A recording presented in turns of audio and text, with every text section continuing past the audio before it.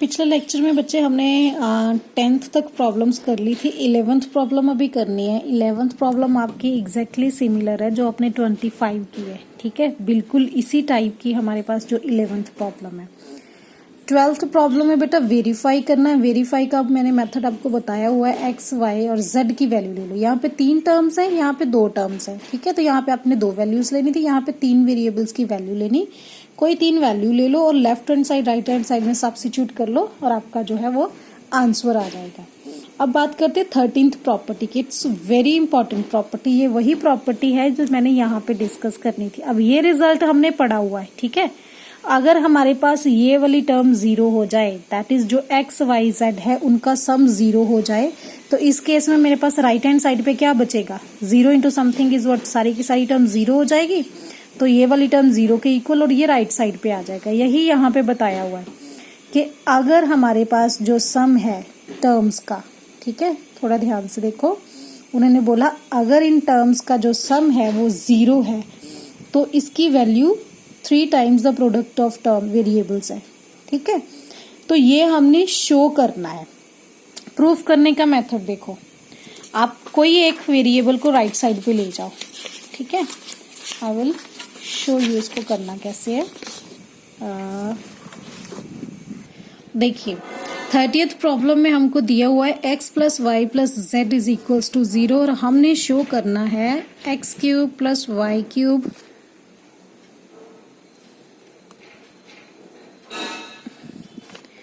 Plus Z cube, तीनों का cube जो है वो 3 times the product of the variable है, ठीक है। इसको प्रूफ करने के लिए बच्चे आपको इनमें से कोई एक वेरिएबल राइट साइड ले जाओ। मान लो मैं इसको राइट साइड पे ले जाती हूँ, ठीक है। एक्स प्लस वाई, जेड उधर जाके क्या हो जाएगा? माइनस का जेड, ठीक है। अब यहाँ पे क्या है? एक्स की क्यूबिंग और वाई की क्यूबिंग, तो मैं इसकी क्यूबिंग कर देती हूँ, ठीक है। तो you can write down taking cube on both sides, right. ये टर्म आपने लिख ली। जब आपने बच्चे क्यूबिंग ली, देखो x प्लस वाई का क्यूब आएगा और माइनस जेड का क्यूब आएगा।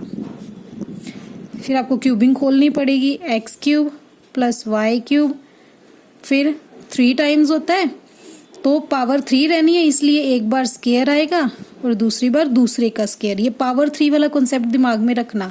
जब भी 2 टर्म होती प्रोडक्ट तो आना ही आता, लेकिन क्यूबिंग के केस में 3 के साथ पावर भी 3 बननी चाहिए। एक्स वाई क्यूब और ये राइट साइड पे है तो ये माइनस का जेड क्यूब रहेगा, ठीक है ना। माइनस की cubing is this one.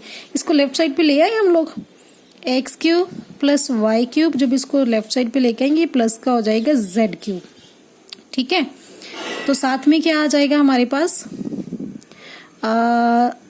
Plus 3x square y plus 3x y square, ठीक है। अब दिस इज इक्वल्स टू 0, क्योंकि इसको लेफ्ट साइड पे ले आए ना तो ये 0 आ गया। अब देखिए X cube plus Y cube plus Z cube, इनमें से एक कॉमन आ रहा है 3, दूसरा आ रहा है x, तीसरा आ रहा है y। अंदर क्या बच गया? यहाँ पे x प्लस वाई, और हमें x प्लस वाई की वैल्यू क्या दे रखी है? Minus Z. तो यहाँ पे माइनस जेड पुट कर देंगे हम लोग, ठीक है। X cube plus Y cube plus Z cube plus 3x y into minus z is equals to 0। तो ये क्या आ जाएगा? X cube plus Y cube plus Z cube, ये माइनस का बन जाएगा 3x वाई और जेड। तो यही हमने तो प्रूफ करना था यहाँ पे, ठीक है ना। तो यहाँ पे हमने यही तो प्रूफ करना था। और यहाँ पे क्या आ गया हमारे पास? तो इसको राइट साइड पे ले जाओ, क्या आएगा?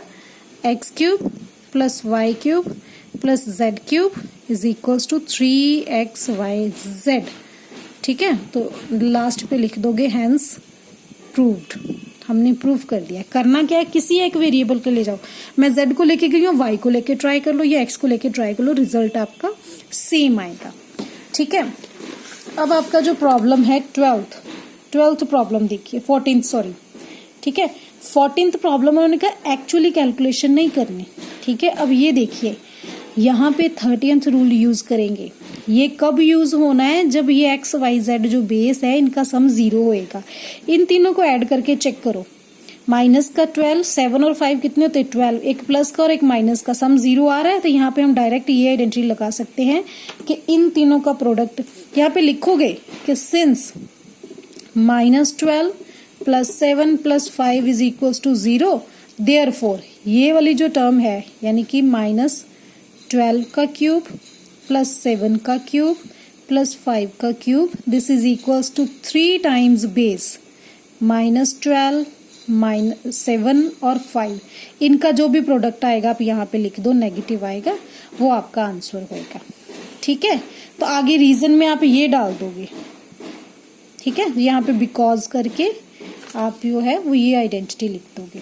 ऐसे ही बच्चे ये करना है, तीनों का सम पहले चेक कर लो, 15 और 13 कितना आ रहा है, माइनस का 20 और ये प्लस का 28, ये आ गया आपका 0।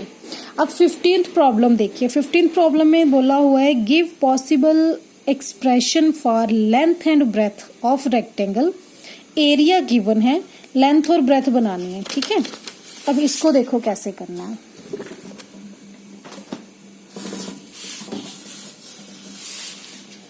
ये चीज हमें गिवन थी।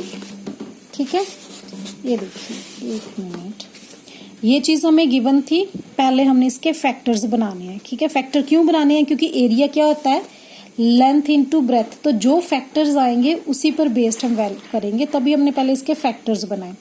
फैक्टर्स का मेथड क्या है, स्प्लिटिंग मेथड यूज करेंगे। इन दोनों का प्रोडक्ट देखो, इन दोनों का प्रोडक्ट आ रहा है 300। ठीक है, तो इन दोनों का प्रोडक्ट आ रहा है 300। अब हमने एक ऐसी टर्म बनानी है, दो टर्म्स लेनी जिनका प्रोडक्ट तो 300 आ रहा है लेकिन उनका सम -35 आ रहा है। ठीक है, अब सबसे पहले तो इसके ये फैक्टर्स बना लो। फैक्टर से चेक किया हमने -35 का, देखो 2 × 2 4, 4 × 5 20।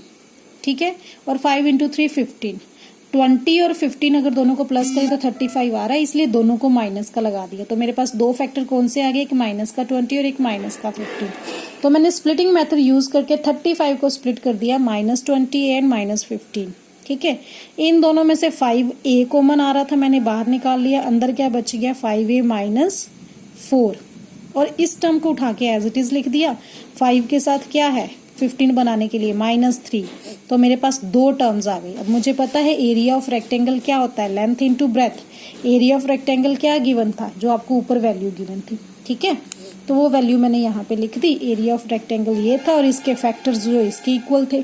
अब देखो बच्चे, मुझे नहीं पता ये लेंथ है या ये लेंथ है, इन दोनों में से कोई भी हो सकती है, क्योंकि हमें पता है कि 2 × 3 कर लो या फिर 3 × 2 कर लो, वैल्यू तो सेम ही आनी है। ठीक है, तो मुझे नहीं पता कि ये लेंथ है या ये लेंथ है। ठीक है, दैट्स वाई हमने ये लिख दिया कि लेंथ ये हो सकती और ये हो सकती है, और ब्रेथ ये और ये हो सकती है। ठीक है, हो सकता है यहाँ पे 4 आ जाए, यहाँ पे 3 आ जाए, लेंथ 4 वाली हो, ब्रेथ 3 वाली हो। ठीक है, that's why we use the term और। अब देखिए, ये तो था फर्स्ट पार्ट। सेकंड पार्ट देखिए, सेकंड पार्ट में क्या है, आपके पास प्रोडक्ट है -12, ऐसी टर्म्स जिनका प्रोडक्ट आना चाहिए, इन दोनों का प्रोडक्ट आ रहा है -240। ठीक है, ऐसी टर्म जिनका प्रोडक्ट -240 हो और जिनका सम जो आए वो 13 आए। पहले 420 का हमने फैक्टर निकाला, 420 के फैक्टर्स देखो बच्चे, इन टर्म्स को मल्टीप्लाई करके चेक करते, जैसे मैंने किया 2 × 2 4, 4 × 5 इज 20 और 7 3 21, तो 1 आ रहा था, तो ये भी फैक्टर कैंसिल हो गया। फिर मैंने ट्राई किया 4 5 के साथ किया था, फिर मैंने 4 को 3 के साथ किया, 4 × 3 12, तो 7 और 5 35, तो इन दोनों का डिफरेंस बच्चे आ रहा है 23, तो ये भी कैंसिल हो गया। फिर मैंने 7 के साथ किया, 4 × 7 28 और 15, इन दोनों का जो सम है वो 13 आ रहा है, अगर माइनस लगा दे तो मेरे पास दो फैक्टर्स आ गए। मैं बच्चे इसको जो है फैक्टर 28 और माइनस में स्प्लिट करके बिल्कुल उसी मेथड से सॉल्व कर सकते हैं। ये हमारा कॉन्सेप्ट था एरिया का। अब वॉल्यूम का कॉन्सेप्ट देखो, उन्होंने बोला है find the dimensions of cubic volume, हमें गिवन है। ये बहुत ही इजी प्रॉब्लम है। इसमें देखिए, ये गिवन है, दोनों में से कॉमन क्या आ रहा है 3x, मैंने कॉमन निकाली, अंदर क्या बच गया ये। तो वॉल्यूम क्या होता है, length into breadth into height, ये वॉल्यूम गिवन था, और इसके फैक्टर ये 3 आ गए ना, एक 3 आ गया, एक x आ गया और एक x - 4, तो मैंने सीधा लिख लिया dimension of cube are 3x और x - 4। ऐसे ही बच्चे इसका आएगा। अब इसमें कॉमन निकालना पड़ेगा, ये सेकेंड प्रॉब्लम है। सी, सबसे पहले तो k सब में कॉमन है, फिर सबका कॉमन 4 भी आ रहा है, so can I take 4k common from each, तो मेरे पास क्या बच गया 4 × 3 12, k ऑलरेडी बाहर था, y², 4 × 2 8, k बाहर था तो y माइनस का 5 इंटू 4 इज 20, k मेरे पास ऑलरेडी बाहर था। अब मैंने इसकी स्प्लिटिंग करनी है बच्चे, ये जो टर्म है मैंने इसकी स्प्लिटिंग करनी है, ठीक है। तो वही स्प्लिटिंग मेथड लगाएंगे, ठीक है। एक फैक्टर तो मेरे पास 4k था, तो स्क्वायर है तो यहाँ से 2 फैक्टर्स आएंगे। अब मैंने करना है 5 आना था ना, 5, sorry by mistake I dot this, 5 into 3 15, ऐसा टर्म्स जिनका प्रोडक्ट -50 आए और सम 8 आए। डोंट यू थिंक 5 और 3 का सम 8 होता है? तो मैं 8 को लिख सकती हूँ,